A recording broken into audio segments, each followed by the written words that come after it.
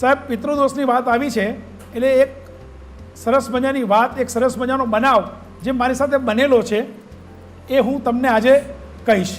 એક વૃદ્ધાશ્રમમાં કાયમ હું જતો, ત્યાં એક કપલ રહેતું હતું, એક બા અને દાદા.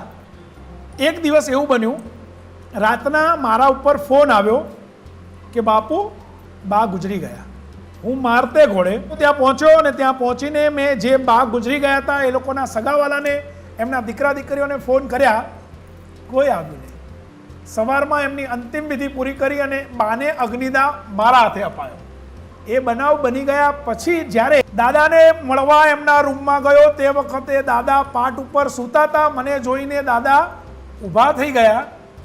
ઊભા થઈ બારણાની પાછળ ટીંગાતા એમના લેંઘામાંથી ધ્રુજતા હાથે એમણે એમની પાસે રહેલા માત્ર 150 રૂપિયા ખિસ્સામાંથી કાઢ્યા અને એમણે ધ્રુજતા હાથે મારા હાથમાં મૂકવાની કોશિશ કરી અને મેં કીધું કે બાપુ, જો મને કંઈક થઈ જાય તો મારા આ રૂપિયા મારા દીકરાને પહોંચાડી દેશો.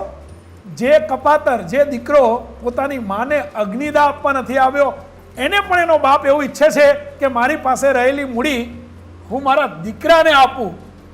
અને આપણે એવું કહીએ છીએ કે પિતૃદોષ છે. સાહેબ, પિતૃદોષ નામનો કોઈ દોષ નથી. હું એવું માનું છું. જય